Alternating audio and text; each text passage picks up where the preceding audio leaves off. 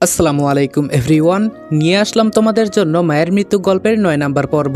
আর আমাদের YouTube channel কিন্তু ২ লক্ষের ফ্যামিলি পূরণের অনেক কাছাকাছি আছে। আর বেশি না, মাত্র ৮ থেকে ৯ হাজার সাবস্ক্রাইবার লাগে। তো তোমরা অনেকেই আছো যারা আমার ভিডিও দেখো, আর ভিডিও দেখা হওয়ার পরে আবার চোরের মতো হারিয়ে যাও। তাদের কাছে আমার রিকোয়েস্ট, যদি আমার চ্যানেলটা সাবস্ক্রাইব করা না থাকে তাহলে অবশ্যই চ্যানেলটা সাবস্ক্রাইব করে দিবা। আশা করি ঈদের আগেই আমাদের ২ লক্ষের ফ্যামিলি কমপ্লিট হয়ে যাবে। তো আর দেরি না করে, যদি চ্যানেলটা সাবস্ক্রাইব করা না থাকে তাহলে সাবস্ক্রাইব করে দাও। তো চলো বেশি কথা না বলে গল্প শুরু করা যাক। বাসায় এসে দেখি আম্মু বসে বসে কান্না করছে। আমি বললাম, আম্মু তোমার কি হয়েছে, আর এভাবে বসে বসে কান্না করছো কেন? আম্মু আমাকে দেখে দৌড়ে জড়িয়ে ধরলো। আম্মু বলল, বাবা তোর কিছু হয় নাই তো? আমি বললাম, আরে না আম্মু, অযথা চিন্তা করছো কেন? মাহি বলল, ভাইয়া তুই ঠিক আছিস? আমি বললাম, দেখতেই তো পারছিস। আম্মু আর কোনো কথা না বলে সরাসরি আমাকে গোসলখানায় নিয়ে গেল। গোসল সেরে টেবিলে নিজের হাতে খাইয়ে দিতে লাগলো। বুঝে গেছি আম্মু আমাকে আবার ওই দিনের মতো মারবে, কিন্তু আজকে তো আমি কোনো অপরাধ করি নাই। মাহি তো পুরাই অবাক হয়ে আমাদের কাহিনী দেখছে। মাহি বলল, আম্মু তুমি কি করতে চাইছো বলো তো? আম্মু বলল, কোনো কথা বলবি না, চুপ করে দাঁড়িয়ে থাক। খাবার শেষ করে আম্মুকে আর বলতে হলো না। আমি শরীর থেকে টি শার্ট খুলে সোফার সামনে গিয়ে দাঁড়ালাম। আমার এই কাহিনী দেখে আম্মু হতবাক হয়ে গেছে। তাড়াতাড়ি আমার কাছে এসে আমাকে জড়িয়ে ধরে বলল, আমাকে তোর এত নিষ্ঠুর মনে হয়? আমি বললাম, না মানে সেই দিনও তো এভাবেই মেরেছো, তাই আমার ওইটাই মনে হলো। আম্মু বলল, আজকে থেকে তোর বাহিরে যাওয়া বন্ধ। আমি বললাম, মানে কি বলছো আম্মু? মাহি বলল, তুই যখন আম্মুকে ফোন করে বলেছিলি আজকে থেকে হয়তো আমার মুখ আর দেখতে পারবে না, তখন থেকেই আম্মু তোর জন্য বসে বসে কান্না করছে। আমি বললাম, ও এই ব্যাপার? আরে ওইটা তো আমাকে পরীক্ষা করার জন্য করেছে। তাছাড়া আম্মু একটা খুশির খবর কি জানো? আম্মু বলল, কি? আমি বললাম, আমি জিতে গেছি, আমরা পরীক্ষায় পাশ করেছি, আর কালকে থেকে আমাদের ডিউটি। আম্মু বলল, সত্যি? আমি বললাম, আম্মু। আম্মু বলল, আমি তো তোরে নিয়ে খুব ভয়ে ছিলাম, না জানি ওরা তোকে কি করে। আমার তোকে পাঠানো ভুল হয়েছে বাবা, আমাকে মাফ করে দিস। আমি বললাম, যা করেছো ভালোই করেছো। আম্মু বলল, ওখানে যাওয়ার পর কি কি হয়েছে বলতো আমাকে? আমি বললাম, থাক আম্মু, বললে তুমি কষ্ট পাবে। মাহি বলল, কি এমন হয়েছে যে বললে আম্মু কষ্ট পাবে? আমি বললাম, তাহলে শোন। একে একে সব বললাম। আম্মু বলল, তার মানে তোকে বিষও খাওয়ানো হয়েছে? আমি বললাম, তবে এখন ভালো লাগছে, কিন্তু একটা বিষয় খুব খারাপ লাগলো আম্মু, ম্যাম নাকি আর বিয়ে করবে না। মাহি বলল, আচ্ছা ভাইয়া বলতো, রিয়া ম্যামকে তোর পছন্দ হয়েছে? আমি নির্ভয়ে বললাম, পছন্দ তো হয়েছে, তবে কি করার, কাজ তো হবে না। আম্মু বলল, সত্যি বাবা, ওকে তোর পছন্দ হয়েছে? লজ্জা পেয়ে বললাম, আম্মু। মাহি বলল, কিন্তু হঠাৎই সিদ্ধান্ত নিল কেন? আমি বললাম, আমারও তো একই কথা। গাইস, তোমরা তো জানো আমার ক্যাশ প্রাইজ গিভওয়ে করার কথা ছিল, যেটা রোজার ব্যস্ততার কারণে করা হয়নি। আমি ইনশাআল্লাহ ঈদের দিন গিভওয়েটা করব। তোমরা হয়তো ভাবছো আমি গিভওয়ে করার জন্য টাকা কোথায় পাবো। আমি 1x গেম খেলার মাধ্যমে প্রতিদিন টাকা আয় করি। তোমরাও যদি আমার মতো টাকা আয় করতে চাও তাহলে এখনই গুগলে 1x সার্চ করে অফিসিয়াল ওয়েবসাইটে গিয়ে রেজিস্ট্রেশন করো। আর রেজিস্ট্রেশনের সময় যদি আমার দেওয়া স্পেশাল প্রোমো কোড রেদওয়ান8 ইউজ করো তাহলে তোমরা অসংখ্য বোনাস এবং ফ্রি স্পিন পেয়ে যাবা। আর 1x কিন্তু একটা ইন্টারন্যাশনাল লাইসেন্সকৃত প্ল্যাটফর্ম এবং সবচেয়ে বিশ্বস্ত। এখানে সকল মোবাইল ব্যাংকিং অ্যাপের মাধ্যমে সহজেই তোমরা তোমাদের জেতা টাকা তুলতে পারবে। আর 24 ঘন্টা 7 দিন কাস্টমার সাপোর্ট সুবিধা রয়েছে। তাই আমি এটা ব্যবহার করে আমার রেগুলার হাত খরচের টাকা আয় করি। তোমরাও ট্রাই করে দেখতে পারো। আম্মু বলল, আমি বলি কি, তুই চেষ্টা করে যা। আমি বললাম, এটা কিভাবে সম্ভব আম্মু? আম্মু বলল, চেষ্টা করলে সব সম্ভব হয়, এটা জানিস তুই? আমি বললাম, কিন্তু আম্মু, রিয়া ম্যামের সাথে আমি বাহিরে কথা বলতে পারবো না, উনি নিষেধ করেছে আমাকে। আম্মু বলল, আচ্ছা থাক বাবা, তোর উপর আমি এত জুলুম করতে চাই না। আমি বললাম, তবে আমার বউ যদি কেউ হয় সেটা রিয়া ম্যামই হবে। মাহি বলল, ভাইয়া তোরও কি আম্মুর মতো মাথা খারাপ হয়ে গেছে? আমি বললাম, এই প্রথম কাউকে আমার পছন্দ হয়েছে, তাকে কি এভাবে এত সহজে ছেড়ে দিব আমি? আম্মু বলল, এই না হয় আমার ছেলে, হঠাৎ বাবা কোথায় থেকে এসে বলল, কি নিয়ে কথা হচ্ছে তোমাদের? আমি বললাম, এই তো বাবা, এমনি বসে আছি। বাবা বলল, তো তোর কাজ কি আজকে শেষ নাকি? আমি বললাম, বাবা, আজকে আর কোনো কাজ নেই। বাবা বলল, তোকে আমি একটা কথা বলতে চেয়েছিলাম। আমি বললাম, বলো। বাবা বলল, আমার এক ছোটবেলার বন্ধু, আজকে ওর সাথে দেখা হয়েছে, ওর একটা মেয়ে আছে, আমার দেখে খুব পছন্দ হয়েছে, তাই যদি তোদের সময় হয় তাহলে দেখে আসবো। আমি বললাম, কিন্তু বাবা। আম্মু বলল, রনি, তোর বাবা তো তোর ভালোর জন্যই বলছে, তুই মেনে নে। আমি বললাম, ঠিক আছে বাবা। বাবা বলল, তাহলে একদিন সময় করে বলিস, মেয়েটাকে আমরা সবাই দেখে আসবো। এই বলে বাবা ভেতরে চলে গেল। আমি বললাম, আম্মু তোমার মাথা খারাপ হয়ে গেছে? বাবার পছন্দের মেয়েকে আমি কিভাবে বিয়ে করব? আম্মু বলল, তোর বাবা তোর কাছে জীবনে কিছু চেয়েছে বল? আমি বললাম না। মাহি বলল, তো এটাই, বাবার কথা তোর মানতে হবে। আমি বললাম, কিন্তু আম্মু ওই ম্যাম। আম্মু বলল, আমি বলেছি কিছু আসে যায় না, আমি তো এমনিই তোকে বললাম, তুই বাদ দে। আমি বললাম, কিন্তু আম্মু আমার যে ওকে খুব পছন্দ হয়েছে, আমি চেষ্টা তো করব ওকে পটানোর জন্য। মাহি বলল, আম্মুর সামনে কি সব কথা বলিস? তোর লজ্জা করে না? আমি বললাম, লজ্জা পেলে জীবনে আর বিয়ে করতে পারবো না। আম্মু একটা হাসি দিয়ে বলল, এখন আমার ছেলে দেখি সব বুঝে। আমি বললাম, এখন বাবার বিষয়টা একটু ম্যানেজ করে দাও না আম্মু। আম্মু বলল, মাহি কি করা যায় বলতো? মাহি বলল, এক কাজ করো আম্মু, আমরা এই বিয়েটা ভেঙে দেই।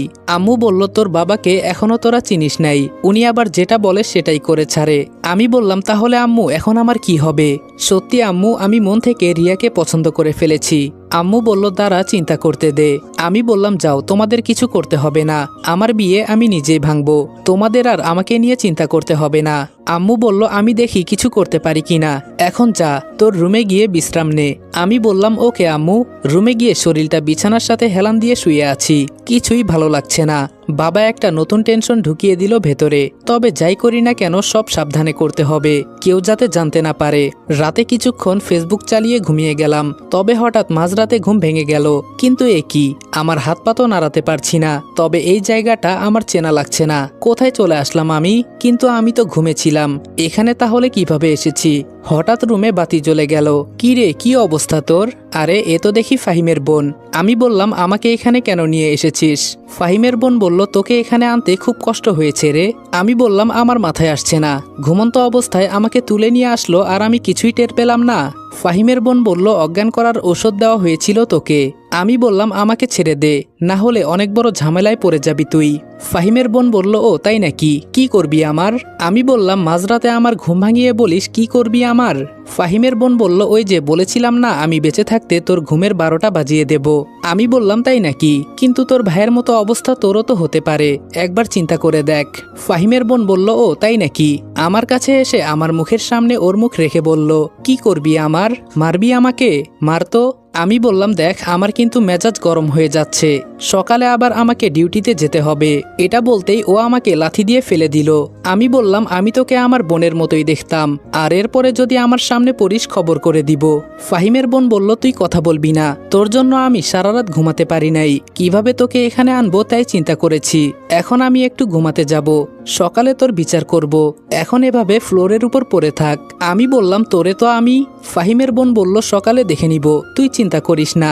বলতে বলতে ও দরজা বন্ধ করে চলে গেল। ইস, কি ঠান্ডা লাগছে, এখন এখান থেকে কিভাবে বের হব কিছুই তো মাথায় আসছে না। কালকেই প্রথম ডিউটি আমার, যেভাবেই হোক এখান থেকে আমাকে যেতে হবে। বাঁচার জন্য খুব চেষ্টা করছি, হাতগুলো মনে হয় লাল হয়ে গেছে। কিন্তু আবার রুমে দ্বিতীয়বারের মতো আলো জ্বলে উঠল। সামনে তাকিয়ে আমি হতবাক হয়ে গেলাম। আরে, এ তো ফাহিমের বাবা আর ফাহিম। ফাহিম বলল, এত বাঁচার চেষ্টা করবি না, তুই চাইলেও এখান থেকে পালাতে পারবি না।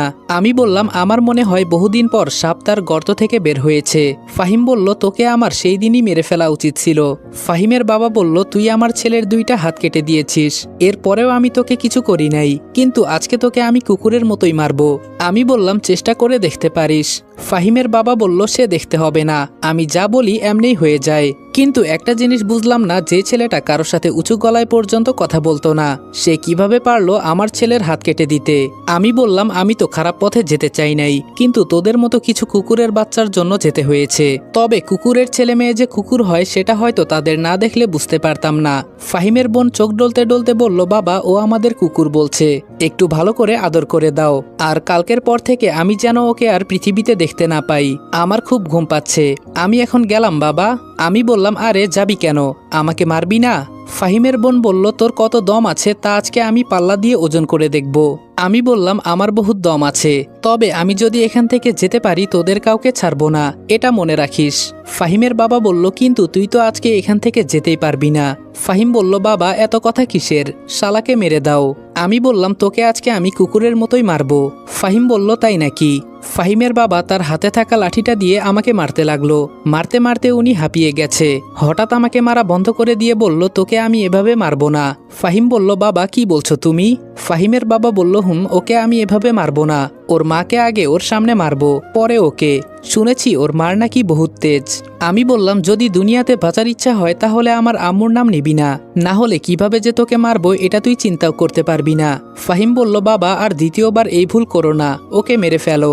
ফাহিমের বাবা বলল, আরে তুই এত চিন্তা করিস না, তুই শুধু দেখবি ওদের পরিবারকে আমি কিভাবে মারি। আমি একটা হাসি দিয়ে বললাম, যদি পারিস করে দেখা।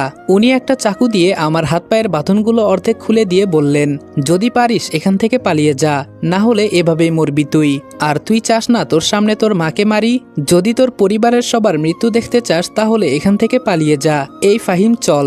আমি বললাম, আরে যা, আমিও দেখতে চাই তুই আমার কি করতে পারিস। কপাল দিয়ে রক্ত বের হয়ে মুখের কাছে চলে এসেছে। বাঁচার জন্য খুব চেষ্টা করছি, কিন্তু হচ্ছে না। কখন যে এই অবস্থায় চোখ লেগে গেছে বলতে পারি না। যখন ঘুম ভাঙলো তখন দেখি অনেকটা সকাল হয়ে গেছে। এদিকে আমার হাতের বাঁধনগুলো অনেকটাই ঢিলে হয়ে গেছে। কিছুক্ষণ চেষ্টা করার পর সফল হলাম। তাড়াতাড়ি দৌড়ে বাসায় গেলাম। আম্মু আর আব্বু আমার এই অবস্থা দেখে অবাক হয়ে তাকিয়ে আছে।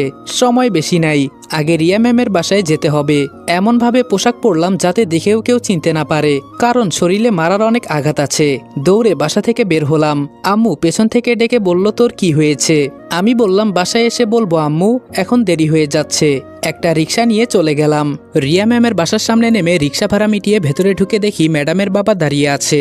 যাক বাবা, যেখানে বাঘের ভয় সেখানেই সন্ধ্যা হয়। উনি আমাকে দেখেই বললেন, এই ছেলে এইদিকে আসো। আমি ম্যামের বাবার সামনে গিয়ে বললাম, জি স্যার। স্যার বললেন, তোমাকে তো চিনতে পারলাম না, তাছাড়া আমার সিকিউরিটি গার্ড তোমাকে ভেতরে আসতে দিল কেন? আমি বললাম, আরে স্যার, আমাকে চিনতে পারলেন না, আমি রনি। উনি আমার দিকে একবার ভালো করে তাকিয়ে দেখলেন। স্যার বললেন, আমি তো মনে করেছি তুমি ভয় পেয়েছো, এরপরে মনে হয় আর আসবে না। আমি বললাম, কি বলেন স্যার, ভয় আর আমি? আমাকে দেখে আপনার মনে হয় আমি ভয় পেয়েছি? স্যার বললেন, আচ্ছা যাক, সেসব কথা বাদ দাও তো, এখন বলো প্রথম দিন এত দেরি করলে কেন?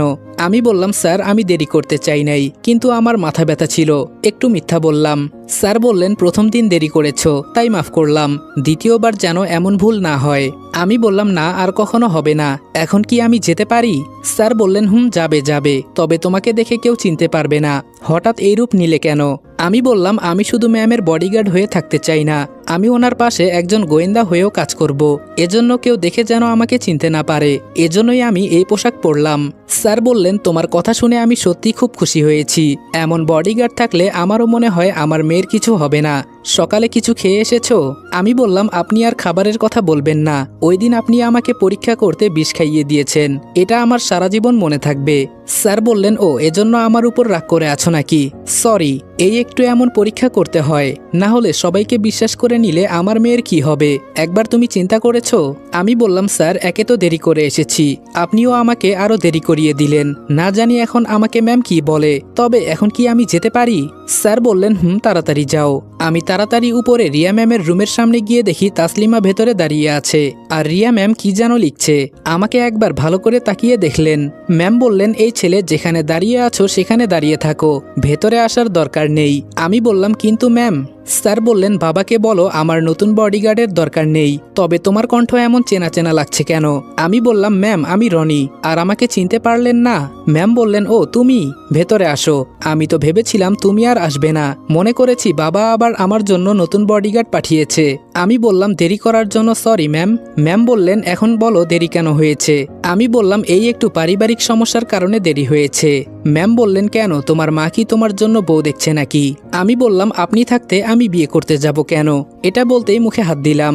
ম্যাম বললেন, কি আর আমি থাকতে মানে? তোমার তো সাহস কম না? তাসলিমা তো চোখ বড় বড় করে আমার দিকে তাকিয়ে আছে।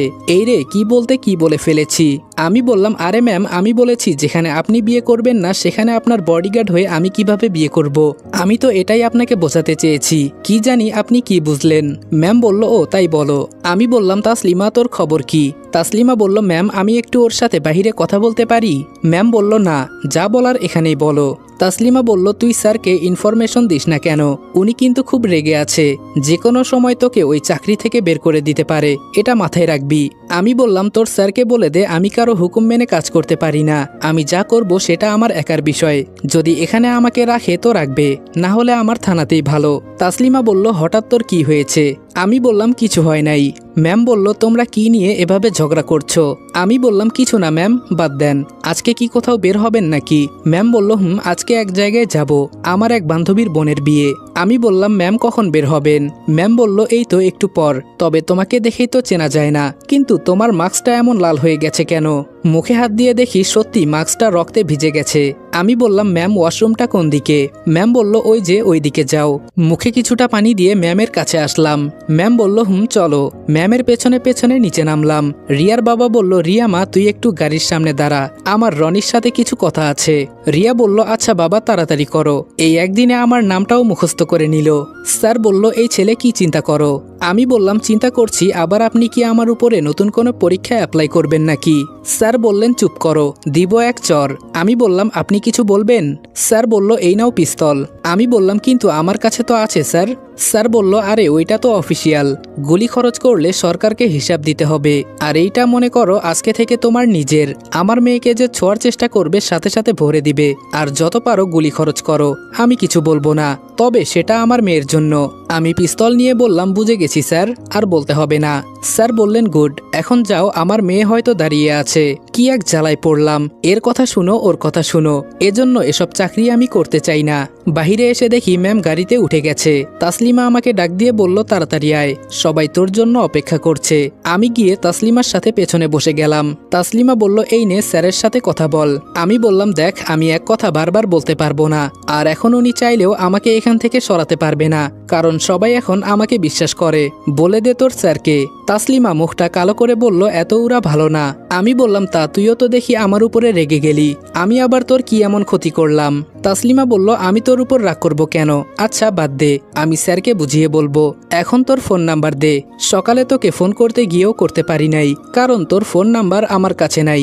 আমি বললাম ফোনটা আমার কাছে দে, আমি তুলে দেই। তাসলিমার ওয়ালপেপারে একটা ছেলের ছবি দেখে বললাম ছেলেটা তো সুন্দর আছে। তাসলিমা বলল তুই দেখে ফেলেছিস? আমি বললাম যেভাবে সামনে রেখেছিস, শুধু আমি না, যে তোর ফোন নিবে সেও দেখতে পারবে।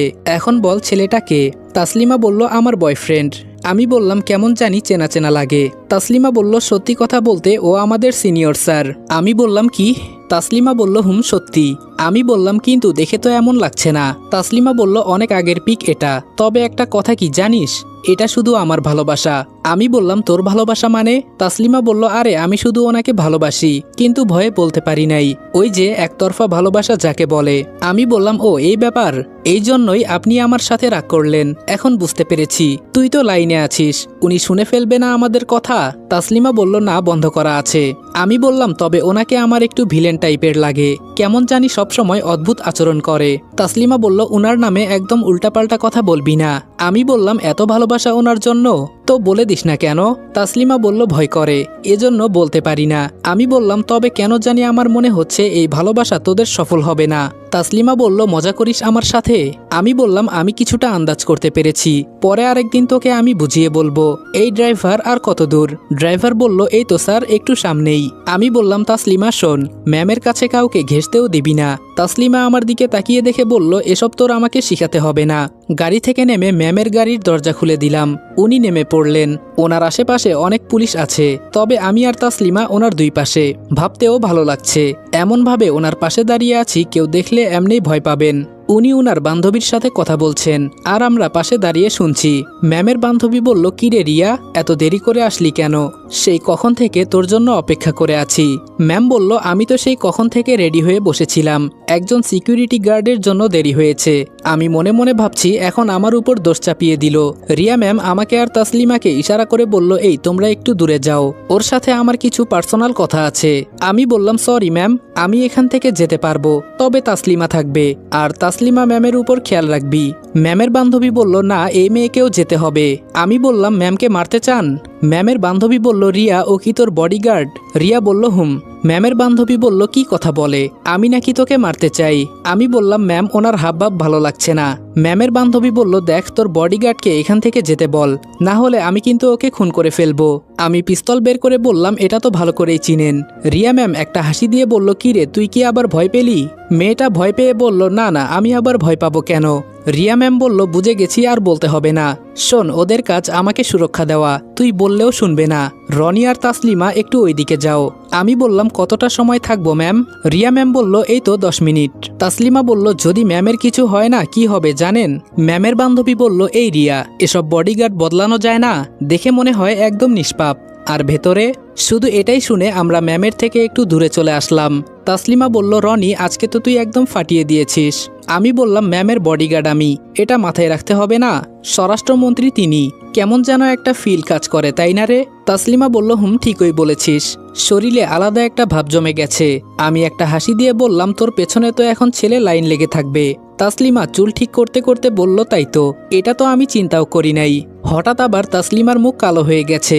আমি বললাম কি হয়েছে, মুখ অন্ধকার হয়ে গেল কেন? তাসলিমা আস্তে করে বলল স্যার বকা দিয়েছে। আমি বললাম ধুর, এজন্যই আমি কারো কথা শুনে কাজ করতে চাই না। যখন যা বলবে সব শুনতে হবে, কাজ করারও তো একটা মজা আছে তাই না? তাসলিমা বলল উনি তোকে আজকের পর থেকে আর চাকরিতে রাখবে না বলেছে। আমি একটা হাসি দিয়ে বললাম দেখা যাবে কে কাকে চাকরিতে রাখে। বিয়ের ঝামেলা মিটিয়ে গাড়ির কাছে গেলাম, কিন্তু অবাক করে দিয়ে ম্যাম সবাইকে চলে যেতে বলল। আমাকে আর তাসলিমাকে রেখে ড্রাইভারকেও বিদায় করে দিলেন। ম্যাম আমাদের গাড়িতে উঠতে বললেন। গাড়িতে ওঠার পর ম্যামকে ড্রাইভিং সিটে দেখে অবাক হয়ে গেছি। আমি বললাম ম্যাম আপনি গাড়ি চালাতে পারেন? ম্যাম বলল তোমার কি মনে হয়? আমি বললাম আমার তো আপনাকে দেখে মনে হয় না যে আপনি গাড়ি চালাতে পারেন, কিন্তু আপনি কেন কষ্ট করতে যাবেন? যদি বলেন আমি চালাবো। ম্যাম বলল তার আর দরকার নেই। তাসলিমা বলল আমরা যাব কোথায় ম্যাম? ম্যাম বলল এই তো আজকে একটু ঘুরতে যাব। তাসলিমা বলল আপনি একজন স্বরাষ্ট্রমন্ত্রী হয়ে এভাবে সাধারণভাবে ঘুরবেন?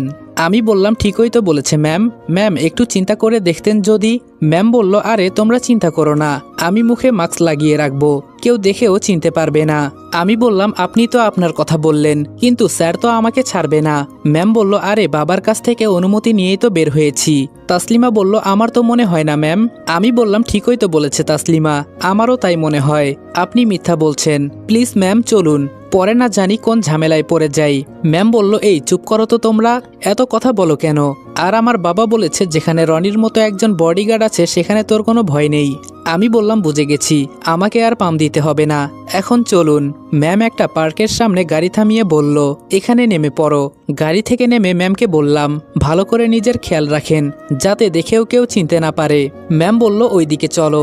আমি বললাম পার্কের ভেতরে যাবেন না ম্যাম? ম্যাম বলল না ফুচকা খেতে যাব। আমি বললাম কিন্তু আমরা তো এসব খাই না। তাসলিমা বলল তুই না খেলে সর। ম্যামের কথা শুনে তো জিভে জল এসে গেছে, তাড়াতাড়ি চলুন ম্যাম। আমি বললাম দেখিস একদিন এই ফুচকায় আমি আগুন লাগিয়ে দিব। বুঝি না এইটার মাঝে কি এমন যে তোরা পেলি?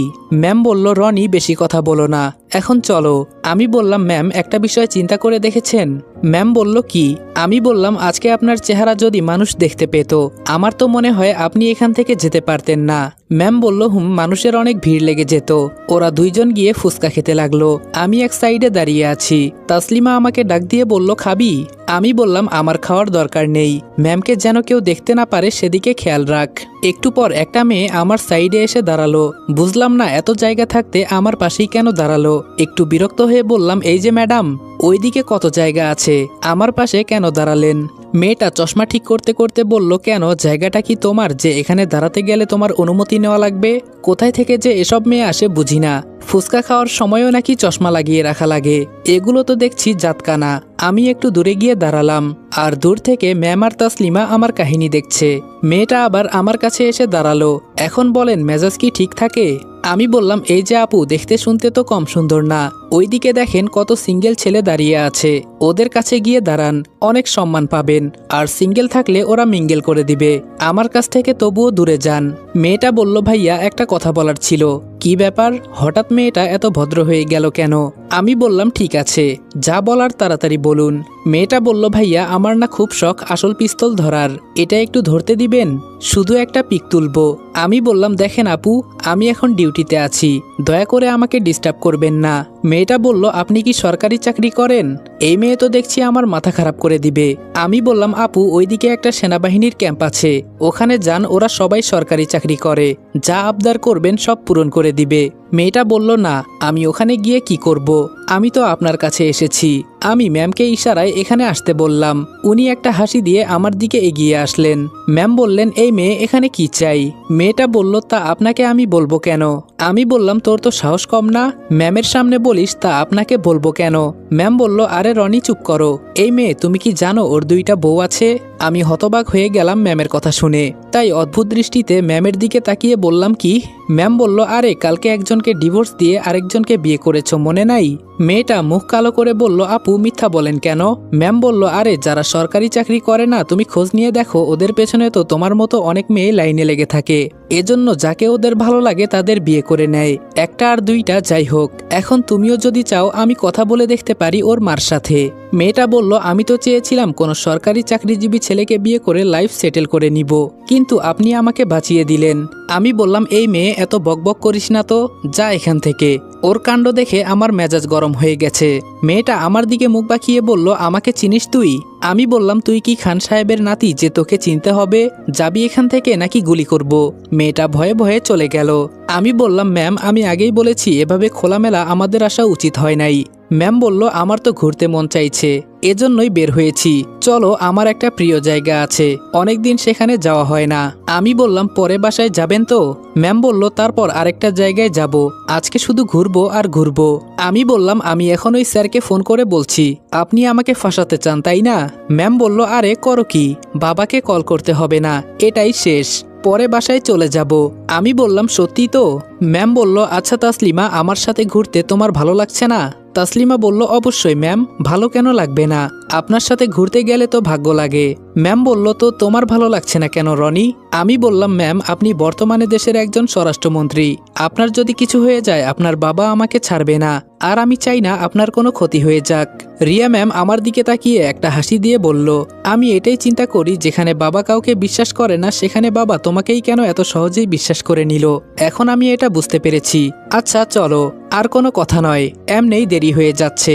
ম্যাম আমাদের নিয়ে গেল একটা নদীর সামনে। আমরা ম্যামের সাথে গিয়ে নদীর সামনে বসলাম। তাসলিমা বলল, সত্যি ম্যাম, জায়গাটা অনেক সুন্দর, আপনার পছন্দের জায়গা বুঝি? ম্যাম বলল, আগে যখন আমার মন খারাপ হয়ে যেত তখন এখানে আসতাম, কিন্তু আমি মন্ত্রী পদে আসার পর বাবা আমাকে একা একা বের হতে দেয় না, তাই আজকে তোমাদের সাথে আসলাম। আমি বসে বসে ওদের কথা শুনছি। হঠাৎ তাসলিমা একটা প্রশ্ন করলো, আচ্ছা ম্যাম, আমরা আজকে মাত্র জয়েন করেছি, এর মাঝে আমাদের এত বিশ্বাস করে কিভাবে আমাদের সাথে আসলেন?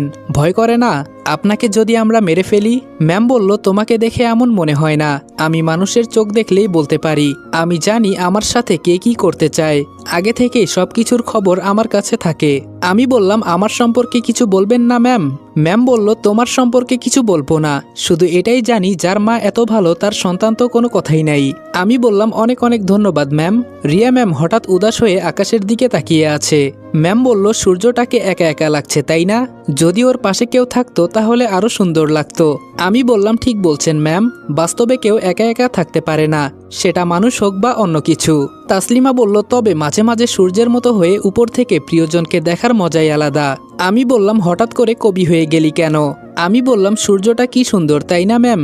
উপর থেকে হয়তো প্রিয়জনকে রোদ্রের আলো দিয়ে বাঁচিয়ে রাখছে, ও চায় ওর প্রিয়জন ভালো থাকুক, ও দূর থেকে ওর প্রিয়জনকে সুখী দেখতে চায়, আর ভেতরে ভেতরে বেচারা জ্বলে পুড়ে মরছে, না কিছু বলতে পারছে না কিছু করতে পারছে। আমারও একই অবস্থা ওর মতোই, আমি শুধু প্রিয়জনকে দূর থেকে দেখেই যাচ্ছি, না কিছু বলতে পারছি না ওর কাছে যেতে পারছি। শুধু সূর্য মামার মতো আমি ওকে আলো দেই, কিন্তু এটা যে সূর্য মামার আলো ও বুঝে না ম্যাম। এটা বলতেই দেখি তাসলিমার চোখ থেকে পানি পড়বে পড়বে অবস্থা। ম্যাম আর আমি এটা দেখে অবাক হয়ে তাসলিমার দিকে তাকিয়ে আছি। ম্যাম বলল, তাসলিমা আমি কি কোনো ভুল করেছি তোমার সাথে? সেই দিন বলেছি যারা আমার সাথে কাজ করে তারা কখনোই বিয়ে করতে পারবে না। দেখো, এটা আমি এমনিই মজা করে বলেছি, কিছু মনে করো না। তাসলিমা বলল, যেখানে প্রিয়জন আমাকে বুঝতে পারে না সেখানে কাকে কি বলবো ম্যাম?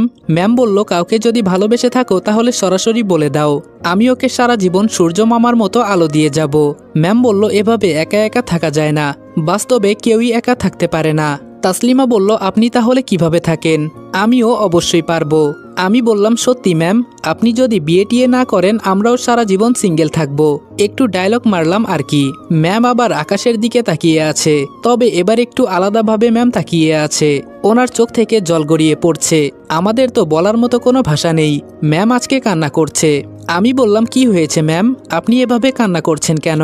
ম্যাম বলল কিছু কিছু দুঃখ শুধু এভাবেই পানির সাথে উড়িয়ে দিতে হয়, হয়তো এগুলো কাউকে বলা যায় না, এগুলো শুধু সারা জীবন বুকের মাঝে আগলে নিয়ে বাঁচতে হয়। এটা বলেই ম্যাম চোখের পানি মুছলেন। তাসলিমা বলল ম্যাম কেউ কি আপনাকে কিছু বলেছে?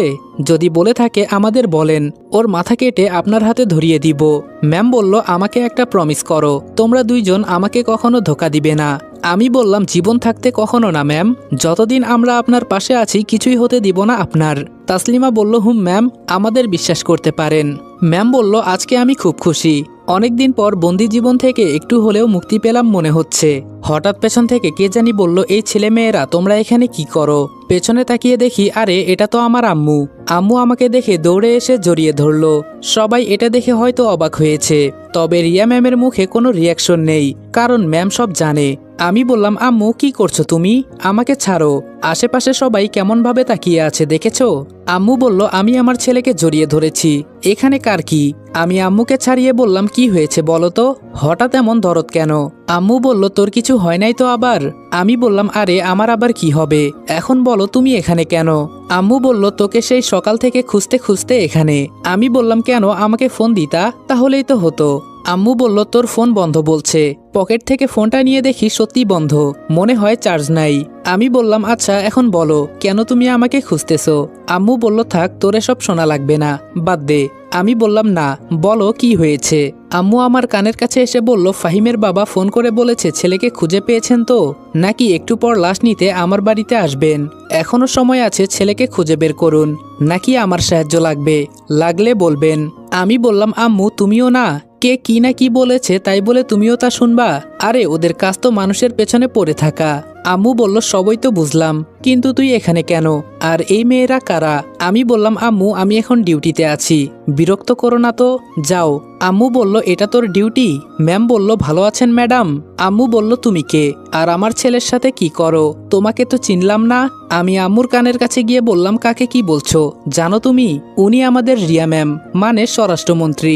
আম্মু বলল কি? আমি বললাম হুম। আম্মু বলল বিশ্বাস হচ্ছে না। আমি বললাম আরে আম্মু এই মেয়েটাও আমার সাথে ডিউটিতে আছে, এখন বুঝেছো? আম্মু বলল ভালো আছেন ম্যাম? রিয়া ম্যাডাম বলল আরে আরে কি বলেন, আমাকে ম্যাম বলবেন না। আম্মু বলল আপনি একজন স্বরাষ্ট্রমন্ত্রী, আপনাকে ম্যাম না বললে আপনার সম্মান থাকবে না। রিয়া বলল আরে এসব কথা বাদ দেন, আমি আপনার মেয়ের মতোই, তাই আমার নাম ধরে ডাকবেন। আম্মু বলল আপনি এত ক্ষমতাশালী একজন মানুষ।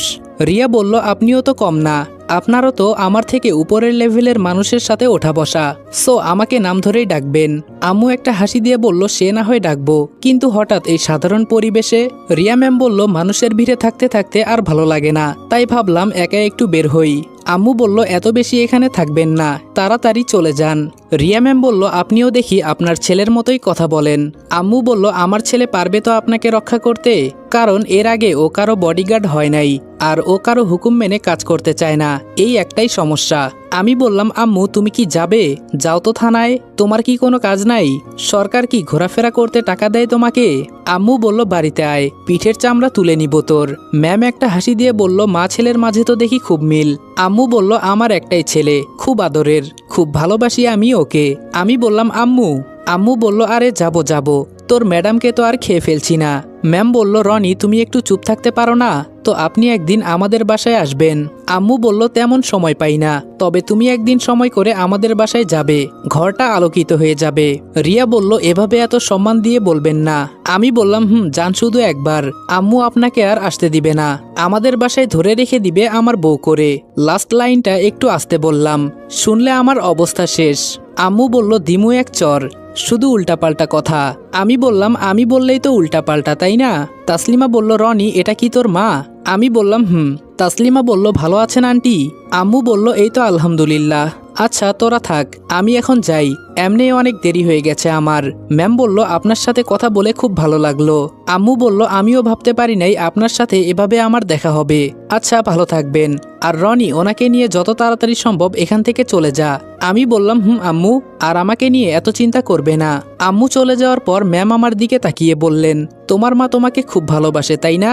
আমি বললাম কি বলবো ম্যাম, অনেক অনেক ভালোবাসে আমার আম্মু, যা কোনো কিছুর সাথে তুলনা করা যাবে না। রিয়া ম্যাম বলল, তোমার মায়ের ভালোবাসা দেখে আমার আম্মুর কথা মনে পড়ে গেল। তাসলিমা বলল, কেন ম্যাম, আপনার মা কোথায়? ম্যাম বলল, আমার আম্মু দেশের বাইরে থাকে। আমি বললাম, কেন ম্যাম, আপনাদের তো এত এত টাকা। ম্যাম বলল, এই প্রশ্ন আর করিও না, এগুলো লুকোনোই থাক। আমি বললাম, আপনার ইচ্ছা, তো এখন চলেন ম্যাম। ম্যাম বলল, চলো, আর এখানে থাকা যাবে না। তাসলিমা বলল, আমরা গাড়ির দিকে যেতে লাগলাম। হঠাৎ ম্যাম দাঁড়িয়ে বললেন, দাঁড়াও তোমরা। আমি বললাম, এখন আবার কি হয়েছে ম্যাম? ম্যাম বলল, আজকে আমরা হেঁটে যাব, অনেক দিন হলো হাঁটা হয় না। আমি বললাম, আপনার মাথা খারাপ হয়েছে? আপনি হেঁটে যাবেন, আপনার বাবা যদি এই কথা শুনতে পারে আমাকে তো শেষ করে দিবে। ম্যাম বলল, আরে বাবা, চিন্তা করতে হবে না তোমাকে, এসব আমি দেখে নিব, এখন চলো তো। তাসলিমা বলল, সত্যি হেঁটে যাবেন আপনি? ম্যাম বলল, চলো, অনেক দিন হলো হাঁটা হয় না। আমি বললাম, কি যে পাগলামো শুরু করলেন না আপনি, মাঝে মাঝে আমি বুঝি না। আচ্ছা আপনারা যান, আমি গাড়িটা নিয়ে আসছি। ম্যাম বলল, না, তোমার এখানে থাকা লাগবে না, আমি ড্রাইভারকে বলে গাড়িটা এখান থেকে নিয়ে নিব, এখন তুমি চলো। আমি বললাম, চলেন। ম্যামের সাথে হাঁটতে লাগলাম, ফোনটা হাতে নিয়ে অন করলাম, দেখি অল্প একটু চার্জ আছে। হঠাৎ দেখি কে জানি কল করেছে। রিসিভ করে বললাম, কে বলছেন? কিন্তু ওই পাশ থেকে কোনো আওয়াজ আসছে না। ধুর বাবা, কে যে ফালতু ফোন করে ডিস্টার্ব করে বুঝি না। ফোনে কথা বলার কারণে ম্যামের পেছনে চলে আসলাম। রিয়া ম্যাম আর তাসলিমা সামনে হাঁটছে, আর আমি একটু পেছনে পেছনে হাঁটছি। ম্যামের পায়ে ছিল হিল জুতা পরানো। হঠাৎ দেখি কিসের সাথে লেগে ম্যাম পা মুচড়ে পড়ে যাচ্ছে। আমি পেছনে থাকার কারণে তাড়াতাড়ি গিয়ে ম্যামকে পেছন থেকে ধরে ফেললাম, যার কারণে ম্যাম নিচে পড়ে নাই। তবে আমাকে অবাক করে দিয়ে ম্যাম তাড়াতাড়ি আমার থেকে নিজেকে ছাড়িয়ে সামনে একজন লোক ফুচকা বিক্রি করছিল, ওখানে দৌড়ে গিয়ে একটা ফল কাটার চাকু এনে আমার হাত ধরেই হাতের তালুর মাঝে টান মারলো। আমি একটা চিৎকার দিয়ে বললাম, ম্যাম আপনি এটা কি করলেন? রাগে ম্যামের মুখটা টমেটোর মতো হয়ে গেছে। উনি আমার গালে ঠাস করে একটা চর দিয়ে বলল, তোর সাহস কি করে হয় আমার গায়ে হাত দেওয়ার? চরটা খেয়ে আমি পুরাই ব্যাকেল হয়ে গেছি, আমার হাত দিয়ে রক্তের ছড়াছড়ি হয়ে যাচ্ছে। ম্যাম মুখ থেকে মাস্ক টান দিয়ে খুলে জোরে চিৎকার দিয়ে বলল, 2 টাকার বডিগার্ড হয়ে আমার গায়ে টাচ করেছিস? এ বলে লাথি দিয়ে আমাকে দূরে ফেলে দিল। আশেপাশে কিছুক্ষণের ভেতরে মানুষের ভিড় জমে গেছে। ম্যাম চিৎকার দিয়ে বলল, আমার পানি লাগবে। পাশ থেকে কে জানি এক বালতি পানি এনে ম্যামকে দিল। ম্যাম পানিটা নিজের শরীরে মেরে দিল, যার কারণে ওনার পুরো শরীরটা ভিজে গেছে।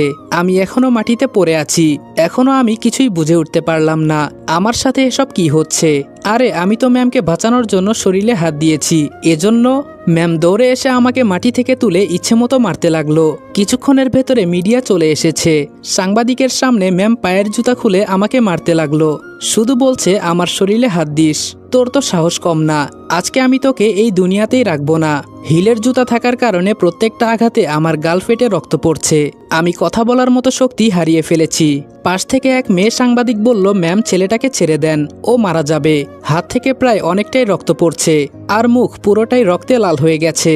ম্যাম বলল, ওকে আমি না মেরে শান্ত হব না। 2 টাকার বডিগার্ড আমাকে ধরার সাহস কিভাবে পায়? ঘটনা খারাপের দিকে যাচ্ছে, তাই তাসলিমা এসে ম্যামকে ধরে ফেলে। তাসলিমা বলল, রনি এখান থেকে চলে যা, না হলে ওনার অবস্থা আরো খারাপ হয়ে যাবে। মানুষ জ্ঞানশূন্য হলে সেই অবস্থায় কি কিছু করতে পারে? আমারও ঠিক এমনই অবস্থা হয়েছে, আমি প্রায় জ্ঞানশূন্য হয়ে গেছি, কি থেকে কি হয়ে গেল কিছুই বুঝতে পারছি না। ওখানে বাঁচানোটাই মনে হয় আমার সব থেকে বড় ভুল ছিল। তবে এখন শুধু এইটুকুই বুঝতে পেরেছি, আমি এখানে থাকলে বাঁচতে পারবো না, এখান থেকে আমাকে পালাতে হবে। সাংবাদিকদের ঠেলে বের হলাম। পেছন থেকে ম্যাম চিৎকার দিয়ে বলছে, তাসলিমা আমাকে ছাড়, আমি ওকে না মেরে শান্ত হব না। আজ পর্যন্ত আমার গায়ে কেউ একটু ছুঁয়েও দেখে নাই, আমি তোকে ছাড়বো না। 2-3টা পুলিশের গাড়ি কিছুক্ষণের ভেতরেই চলে এসেছে, এটা আমি দূর থেকে দেখতে পারতেছি। কাছাকাছি হাসপাতাল থাকার কারণে হাসপাতালে চলে গেলাম। ডাক্তার আমাকে দেখে ইমার্জেন্সিতে নিয়ে যেতে বলল। আমাকে ট্রিটমেন্ট করতে করতে উনি জিজ্ঞেস করলেন, এসব কিভাবে হলো? আমার চোখ দিয়ে পানি পড়ছে, যার জন্য এত কিছু করলাম। আমি থাকা অবস্থায় ওনার গায়ে পর্যন্ত কাউকে হাত দিতে দেই নাই। আরে আমি তো কোনো ভুল করি নাই, ওনাকে বাঁচাতে গিয়েই তো আমি ওনার শরীরে হাত দিয়েছি, না হলে উনি তো পড়ে যেতেন। ওনাকে বাঁচানোটা কি ভুল ছিল আমার? এজন্য সবার সামনে আমাকে জুতা দিয়ে পিটালো। মুখে মাস্ক থাকার কারণে মানুষ হয়তো আমাকে এতটা চিনতে পারে নাই। পুরো মাস্কটাই রক্তে লাল হয়ে গেছে। ডাক্তার বলল, কি চিন্তা করো? আমি বললাম, টিভি অন করেন, তাহলে হয়তো সব জানতে পারবেন। আমার কথা শুনে ডাক্তার টিভি অন করে দেখে স্বরাষ্ট্রমন্ত্রীর গায়ে হাত দেওয়ার কারণে এক ছেলেকে জুতা দিয়ে মারতে মারতে রক্তাক্ত করে ফেলেছে সারা শরীর। সাংবাদিকরা একটু হলে আরেকটু বানিয়ে বলে, এটা আমি এবং আপনারা সবাই জানেন। তবে আমার খুব কষ্ট হচ্ছে, ম্যাম আমার সাথে এটা কিভাবে করতে পারলো? আমাকে এমনিতে মারলে আমি কিছু মনে করতাম না, তাই বলে আমাকে জুতা দিয়ে সবার সামনে মারবে? ডাক্তার বলল, এই ছেলেটাই কি তুমি তাহলে? আমি বললাম হুম। হঠাৎ ডাক্তারের ফোনটা বাজতে লাগলো, এজন্য আমাকে ছেড়ে ফোনটা রিসিভ করলো। তবে ওনার কথা শেষ হতেই দেখি মুখটা কালো হয়ে গেছে ওনার। আমি বললাম, কি হয়েছে ডাক্তার সাহেব? ডাক্তার বলল, স্বরাষ্ট্রমন্ত্রীর বাবা কল করেছিল। আমি বললাম, কি বলেছেন উনি? ডাক্তার বলল, তোমার নাম কি রনি? আমি বললাম, জি স্যার। ডাক্তার বলেছে রনি নামের কোনো রোগী এলে চিকিৎসা না করতে, না হলে আমার চাকরি থাকবে না। আমি মন খারাপ করে বললাম, থাক স্যার, আপনার চাকরি খেয়ে তো আমার কোনো লাভ নেই, আমি অন্য হাসপাতালে চলে যাব। ডাক্তার বলল, আরে কি বলো, তুমি অন্য হাসপাতালে গেলেও ওখানে তোমাকে ভেতরে যেতেই দিবে না। আমার মনে হয় কি সব হাসপাতালে উনি ফোন করে তোমার কথা বলে দিয়েছে। আমি বললাম, আমি তো শুধু ওনাকে বাঁচাতে চেয়েছি, আর উনি আমার সাথে এমন ব্যবহার করবেন আমি ভাবতেও পারি নাই। ডাক্তার বলল, কি হয়েছে বলো তো আমাকে। আমি বললাম, যদি আরেকদিন দেখা হয় তাহলে বলবো, আজকে আসি স্যার। ডাক্তার বলল, আরে এই অবস্থায় তুমি আবার কোথায় যাবে? এখানে বসো, আমার কাছে রোগী আগে, পরে আমার চাকরি। একটা চাকরি গেলে অন্য কোথাও চাকরি হবে, এসব নিয়ে আমি চিন্তা করি না। ওনার কথা শুনে আমি কোনো রোগীকে মারতে পারবো না। আমি বললাম, অনেক অনেক ধন্যবাদ স্যার। কিছুক্ষণ পর উনি বললেন, এখানে যেগুলো লিখে দিয়েছি সেগুলো খেলেই খুব তাড়াতাড়ি সুস্থ হয়ে যাবে। আমি বললাম, আচ্ছা তাহলে আজকে আমি আসি স্যার। ডাক্তার বলল, হুম। আমি উঠে হাসপাতালের পেছনের দিকে যেতে লাগলাম। ডাক্তার বলল, এই ছেলে, পেছনের দিকে যাচ্ছ কেন? আমি বললাম, ওখান দিয়েই বের হতে হবে স্যার, আমি চাই না আমার কারণে আপনার চাকরি চলে যাক। একটা রিক্সা নিয়ে বাসা পর্যন্ত চলে গেলাম। দরজায় হালকা চাপ দিতেই খুলে গেল। আমার আম্মু হয়তো জানতো আমি আসব, এজন্য থানা থেকে চলে এসেছে। ভেতরে দেখি বাবা মা সহ মাহি টিভির সামনে বসে নিউজ দেখছে। ওরা আমার দিকে একবার তাকিয়ে দেখলো। আমি মাথা নিচু করে হেঁটে আমার রুমে চলে গেলাম। বিছানার উপর বসে চিন্তা করছি, সাধারণ একটু ওনার শরীরে আমার হাত পড়েছে, আর এজন্য সবাইকে জানিয়ে দিল। আর আমারই ভুল ছিল, কেন আমি ওনাকে বাঁচাতে গেলাম? পরে মরে যেত, তাহলে হয়তো বুঝতো। আরে পড়লে তো মরবে না, হয়তো একটু আঘাত পেত। হঠাৎ আম্মু আমার রুমে আসলো, এসে আমার পাশে বসলো। আম্মু আমার দিকে তাকিয়ে বলল, আমার ছেলের উপর আমার বিশ্বাস আছে এখনো। আমি বললাম, মানুষের ভালো করতে গিয়ে আজকে আমার এই অবস্থা আম্মু। আম্মু বলল, আমার খুব খারাপ লাগলো টিভিতে তোর নিউজ দেখে। আম্মু ঠান্ডা মাথায় বললেন, বুঝলাম না, এত কিছু হয়ে গেছে এরপরেও উনি ঠান্ডাভাবেই কথা বলছেন। মেয়েটাকে আমি খুব ভালো মনে করতাম, আর ও তোকে এভাবে মারবে আমি আশা করি নাই। আমি বললাম, ওনাকে আজকে যদি আমি না বাঁচাতাম তাহলে হয়তো আমি এমন পরিস্থিতির শিকার হতাম না। আম্মু বলল, কি হয়েছে আমাকে একবার বলতো। আম্মুকে সব বলার পর আম্মু বলল, এত দেমাগ কেন এই মেয়ের ভিতরে? দেখিস একদিন খুব পস্তাবে এই দেমাগের কারণে। আম্মু ফোনটা বের করে কাকে জানি কল করলো। আম্মু বলল, হুম সাহেব ভালো আছেন? ওপাশ থেকে কথা শোনা যাচ্ছে না। আম্মু বলল, একজনকে মন্ত্রী পদ থেকে বরখাস্ত করতে হবে, এবং সেটা আজকেই। এটা শুনে বুঝে গেছি আম্মু কি করতে চাইছে। আমি আম্মুর কাছ থেকে ফোনটা টান দিয়ে নিয়ে নিলাম। আমি বললাম, আম্মু কি করছো? তোমার মাথা খারাপ হয়ে গেছে? আম্মু বলল, তুই কি মনে করেছিস তোর গায়ে হাত দেওয়ার পরেও ও কি আর এই পদে থাকতে পারবে? আমি বললাম, আমার জন্য আমি সবার ক্ষতি হতে দিতে পারি না। হয়তো ও আমাকে সবার সামনে মেরেছে, কিন্তু উনি তো খুব ভালো, মানুষের উপকার করে। একটা এতিমখানা আছে ওনার, শুধু আমার কারণে অন্য কারো ক্ষতি হোক এটা আমি চাই না। থাক, এসব বিষয় নিয়ে তোমার আর চিন্তা করতে হবে না, এগুলা বাদ দিয়ে দাও মন থেকে। আমি ওনাকে মাফ করে দিয়েছি। আম্মু বলল, এভাবে আমি ওকে ছেড়ে দিব তুই ভাবলি কি করে? আমি বললাম, আম্মু বলেছি না বাদ দাও, আমাকে সবার সামনে মেরেছে, আমার শরীরের কোনো অংশ তো কমে যায় নাই, শুধু সম্মানটা একটু কমে গেছে। আর এসব সম্মান যে কিভাবে আনতে হয় তা আমার জানা আছে, তুমি কোনো চিন্তা করিও না, আমি সব দেখে নিব। আম্মু আমার দিকে তাকিয়ে বলল, তোকে একা ছাড়াটাই আমার সবচেয়ে বড় ভুল ছিল। আমি বললাম, সময় সবার একদিন আসে, তবে সে পর্যন্ত অপেক্ষা করতে হয়, এই প্রবাদ বাক্যটা জানো তো? আম্মু বলল, কি বলবো তোকে আমি, যা পারিস কর, আমি বেঁচে আছি দেখে তোকে কেউ কিছু করার সাহস পায় না, আমি যখন মারা যাব তখন? আমি বললাম, আম্মু আবার কি শুরু করলে তুমি? আম্মু বলল, আমি ইচ্ছা করলে ওকে এখানেই পদ থেকে বরখাস্ত করতে পারি, কিন্তু আমারও মনে হয়েছে ও অনেকটা ভালো, তবে তোর সাথে এমন ব্যবহার করবে আমি ভাবতেও পারি নাই। আমি বললাম, খুব শীঘ্রই ওকে অপহরণ করা হবে, তুমি চিন্তা করো না। আম্মু বলল, অপহরণ মানে কি বলতে চাস? আমি বললাম, আরে আম্মু এমনি বললাম, তোমার সাথে একটু মজা করলাম আর কি, আর তুমি আমার জন্য চিন্তা করো না, যা আমার কপালে লেখা ছিল তাই হয়েছে, এ নিয়ে এত ঝামেলা করো না তো। আম্মু বলল, তোর চাচাতো বোন মিতু মনে হয় তোর খবর শুনে চলে এসেছে। আমি বললাম, ওকে কে বলেছে? আম্মু বলল, বলা লাগে, টিভিতে নিউজ চলছে, তোর ভাগ্য ভালো যে মুখে মাস্ক ছিল, এজন্য বেশি কেউ তোকে চিনতে পারবে না। আমি বললাম, আচ্ছা আম্মু এখন বাইরে যাও, আমাকে একটু একা থাকতে দাও, আম্মু বলল ডাক্তার কি বলেছে। আমি বললাম খুব শীঘ্রই আমি ভালো হয়ে যাব, আর তুমি কয়েকদিন ছুটির ব্যবস্থা করো। আম্মু বলল এসব নিয়ে তোর চিন্তা করতে হবে না, আমি সব দেখে নিব।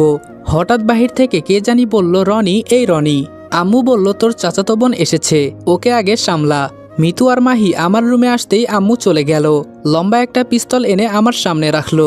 মিতু বলল এটা 1 কিলোমিটারের রেঞ্জ, এটা দিয়ে রিয়ার বুকে মারবো, কেউ বলতেও পারবে না। আমি বললাম দেখেছি তো কেমন সাহস আপনার ভেতরে, আর বলতে হবে না, এখন বাসায় যা। মাহি বলল ভাইয়া আপু এখানে এসেছে শুধু তোর কথা শুনে, আর তুই তাড়িয়ে দিচ্ছিস। আমি বললাম কুকুর যদি কামড় দেয় তাহলে আমরাও কি কুকুর হয়ে তাকে কামড় দিতে যাব? মিতু বলল আহারে আমার নীতিবাক্যওয়ালা মানুষ, খুব তো মানুষকে জ্ঞান দিতে পারিস, পরে নিজে কেন ফেসে যাস? আমি বললাম কাউকে বাঁচানো কি আমার অপরাধ ছিল বল? মিতু বলল কি হয়েছে বল তো আমাকে। আমি বললাম আরে উনি পা মচকে পড়ে যাচ্ছিল, আমি শুধু পেছন থেকে ওনাকে বাঁচানোর জন্য ধরেছিলাম, ব্যাস পরে তো দেখতেই পারলি কি হয়েছে। মাহি বলল মেয়েটার শরীরে অনেক দেমাগ, আমি চাই ওকে তুই আমার ভাবি বানা, দেখি কত দেমাগ ওর ভেতরে। আমি বললাম মিতু দেখ তোর বোনের মাথা খারাপ হয়েছে। মিতু বলল আসলে রনি, মেয়েটার দেমাগ খুব বেশি, আর সেই দিন টিভিতে একটা নিউজ দেখলাম ও নাকি আর জীবনেও বিয়ে করবে না। আমি বললাম তাহলে বুঝেছিস, আমি ওর শরীরে হাত দিয়েছি এজন্য আমার এই অবস্থা করেছে। সেই দিন কি করেছে জানিস? রক্ত দুধ পানি দিয়ে ও নাকি পবিত্র হয়েছে, কাউকে নাকি জীবনেও বিয়ে করবে না। মিতু বলল মেয়েটা তো দেখি আসলে একটা পাগল, আমার কাছে একটা বুদ্ধি আছে। আমি বললাম বল, যদি কিছু উপদেশ থাকে তোর কাছে, শুনে উপকারও তো হতে পারে। মিতু বলল তুই আবার ওর কাছে যাবি, গিয়ে মাফ চাইবি। আমি বললাম হয়েছে হয়েছে, আপনি যে কি বলবেন আমার জানা হয়ে গেছে, আমারটা আমি দেখে নিব, তোদের চিন্তা করতে হবে না। মিতু বলল তুই শুধু একবার বল, কিছুক্ষণের ভেতরে ওর লাশ পড়ে যাবে। আমি বললাম থাক বোন, তোমাদের আর ঝামেলা করতে হবে না, আমার বিষয় আমি দেখে নিব। মাহি বলল ভাইয়া। আমি বললাম তুইও কি কোনো উপদেশ দিবি? মাহি বলল ভাইয়া ও না তোকে দেখতে আসবে বলতেছে। আমি মাহির দিকে তাকিয়ে বললাম এটা জেনে গেছে তোর হবু হাজবেন্ড? বাহ খুব ভালো, যা একটু সম্মান ছিল সেটাও শেষ করে দিলি। মিতু বলল আম্মু বলেছে তোকে আমাদের বাসায় যেতে। আমি বললাম দেখি একদিন সময় করে যাব। মিতু বলল দেখতে খুব খারাপ লাগছে, দেখ তো তোর গালগুলো কি করেছে। আমি বললাম দেখে এখন কি হবে, যা হয়ে গেছে বললেও তো আর আসবে না। তবে ওদের পরিবারের সবাই আমাকে খুব বিশ্বাস করত, জানিস ও যখন আমার গায়ে হাত তুলেছিল তখন আমি একটা ঘোরের মধ্যে ছিলাম, কি হচ্ছে আমার সাথে তখন কিছুই বুঝতে পারি নাই আমি, হঠাৎ করেই এসব হয়ে গেছে। মিতু বলল আমি বললেও তুই কিছু করতে দিবি না ভাই, আমি আর তোর কথা শুনতে রাজি না। আমি বললাম আরে যা যা, তোর সাহায্য লাগবে না আমার। মিতু মুখটা বাঁকিয়ে চলে গেল। আমি বললাম কি মাহি, তুই কি আরো কিছু বলবি নাকি আমাকে? মাহি বলল না ভাইয়া তুই বিশ্রাম নে, আমি আসি, বিছানায় শুয়ে আছি আর চিন্তা করছি একটু ভুলের জন্য আজকে সব শেষ হয়ে গেল। আসলেই কি ভুলটা আমার?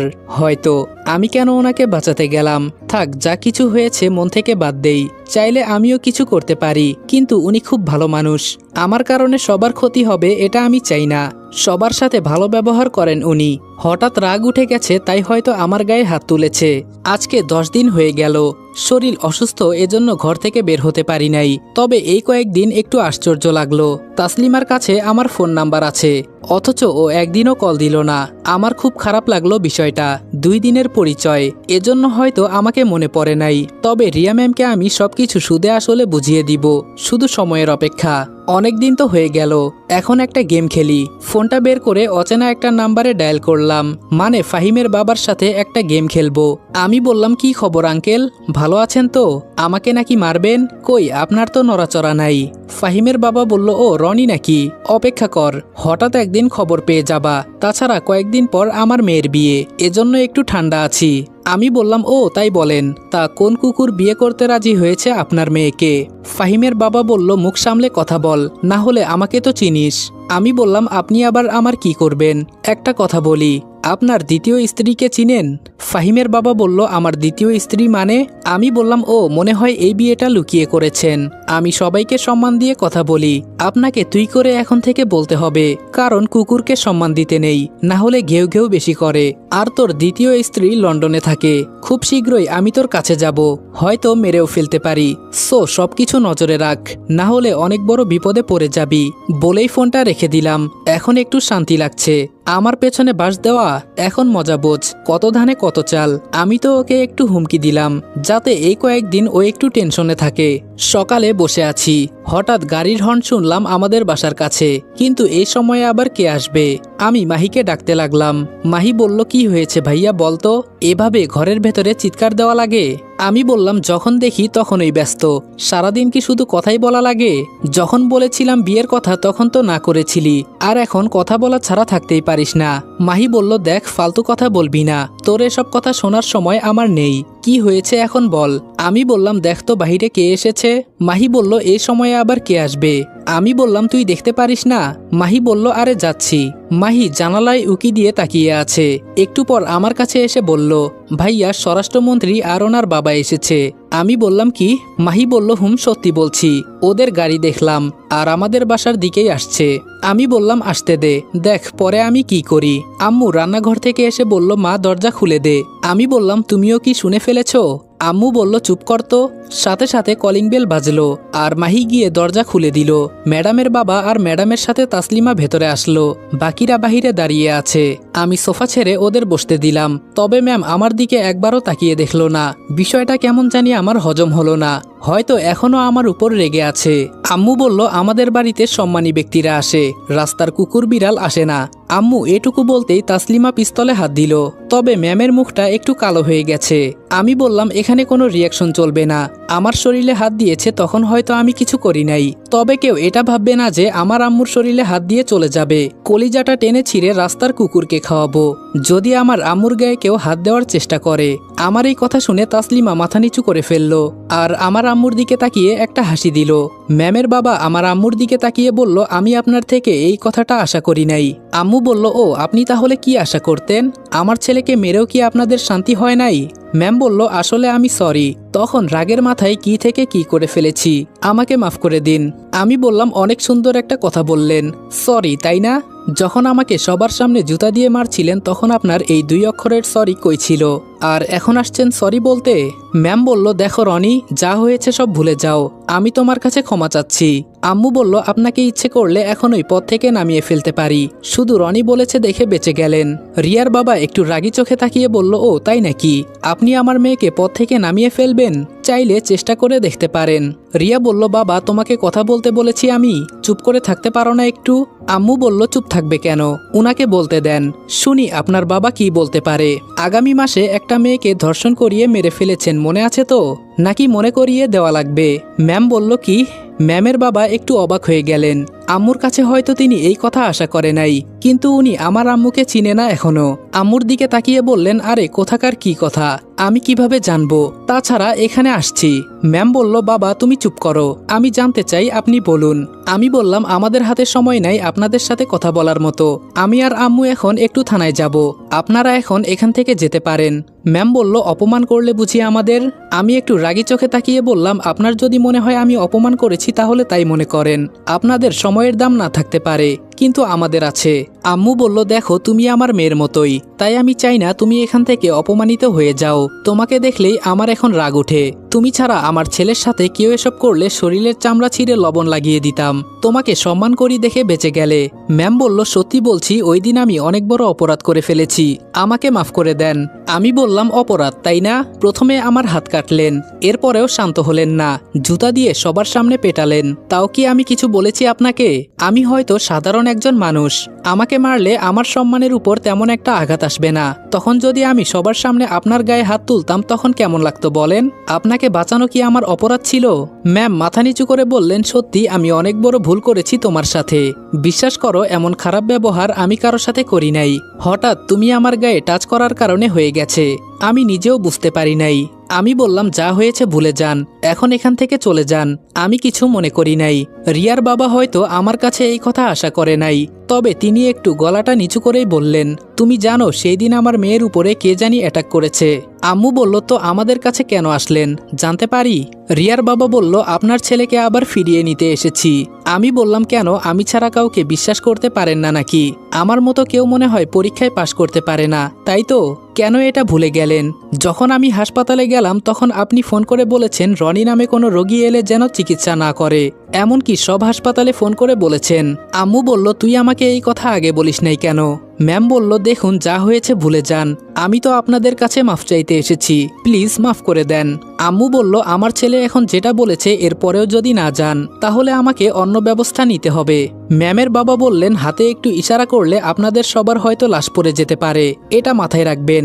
আমার বাবা কোথায় থেকে এসে বলল, তাই নাকি? তো দেখি আপনার কেমন ক্ষমতা, বলেন দেখি আমাদের মারতে। আমাদের মেরে এখান থেকে বেঁচে যেতে পারলে তো, নাকি কুকুরের মতো অপমানিত হয়ে যেতে চান? ম্যাম এবার বাবার কথা শুনে দাঁড়িয়ে পড়ল। ম্যাম বলল, আপনাদের আমি আর কিছু বলতে চাই না, এখানে আমি অপরাধ করেছি, তাই দোষ আমার, আমি অন্য কোনো ঝামেলায় জড়াতে চাই না, মাফ করে দিও রনি, আসি। বাবা চলো, যেই কারণে এখানে এসেছি সেটা হয়তো হবে না। রিয়ার বাবা বলল, কিন্তু ওকে? ম্যাম বলল, বাবা বলেছি তো চলো, কোনো কথা বলবে না। ওরা দরজা পর্যন্ত যেতেই আমি তাসলিমাকে ডাক দিলাম। তাসলিমা আমার কথা শুনে দাঁড়িয়ে পড়ল। আমি বললাম, খুব ভালোই আছেন তাই না ম্যাম? তাসলিমা বলল, আমাকে বললি? আমি বললাম, তোর সাথে আমার 2 দিনের পরিচয়, আর এর মাঝেই ভুলে গেলি? একবার তো আমার খোঁজও নিতে পারতি। তাসলিমা বলল, দেখ ম্যাম আমাকে কোথাও বের হতে দেয় না, তোকে যে ফোনটা করব সেটারও সময় পাই না। আমি বললাম, তোদের সময়ের অনেক মূল্য, যা ম্যাম হয়তো তোর জন্য অপেক্ষা করছে। তাসলিমা বলল, আমি বলি কি, তুইও সবকিছু ভুলে চলে আয়। আমি বললাম, যে ঘটনা ঘটেছে এরপরেও আমি যাব, তুই এটা কিভাবে চিন্তা করলি? তাসলিমা বলল, দেখ আমি কালকে দেখেছি ম্যামকে মন খারাপ করে বসে থাকতে, আমি জিজ্ঞেস করতেই বলল তোর সাথে নাকি এটা করা ঠিক হয় নাই। আমি বললাম, এসব কথা শুনে আমার কি হবে, যা তোর সময় নষ্ট হচ্ছে, ম্যাম হয়তো দাঁড়িয়ে আছে, তবে আজকে যেটা করলি আমি আশা করি নাই তোর কাছে। উনি আমার আম্মু ছিলেন, সব জায়গায় সবকিছু করা যায় না, এটা মাথায় রাখবি। তাসলিমা বলল, দেখ আমি তো এটা অযথা করি নাই, যাতে ওনারা আমাকে বিশ্বাস করতে পারে এজন্যই করা। আর তুই আমাকে কি বললি? আমি বললাম, বিশ্বাস, তাই না? আর কারো কাছে বিশ্বাসযোগ্য হতে চাই না, এখন সব দেখা হয়ে গেছে, এখন থেকে ডাইরেক্ট অ্যাকশন নিব। তাসলিমা বলল, আচ্ছা আমি আসি রে, ম্যাম হয়তো দাঁড়িয়ে আছে। তাসলিমা চলে যাওয়ার পর আম্মু আমার কাছে এসে বলল, আচ্ছা রনি, সত্যি করে বলতো তুই কি রিয়াকে পছন্দ করিস? আমি বললাম, হঠাৎ আবার এই প্রশ্ন কেন আম্মু? আম্মু বলল, যা বলেছি তাই বল। আমি বললাম, হয়তো করি, আবার হয়তো না। আম্মু বলল, এটা আবার কি ধরনের উত্তর? আমি বললাম, তবে তোমার মনের ইচ্ছা আমি পূরণ করব, তোমার চিন্তা করতে হবে না, যতটুকু সম্ভব আমি চেষ্টা করব, তবে আগে বাহিরের পরিবেশটা নীরব হতে দাও। আম্মু বলল, তাহলে আমি কি ধরে নিব তুই আবার স্বরাষ্ট্রমন্ত্রীর বডিগার্ড হয়ে যাবি? আমি আম্মুর দিকে তাকিয়ে বললাম, সব প্রশ্নের উত্তর যদি একসাথে দেই তাহলে তো সব জেনেই যাবে, একটু অপেক্ষা করো, দেখো আমি কি করি। আম্মু বলল, তবে তুই দিন দিন কেমন জানি পরিবর্তন হয়ে যাচ্ছিস। আমি বললাম, তুমি কি এটা চাইতে না, নাকি আবার আগের মতো মাথা নিচু করে চলতে হবে?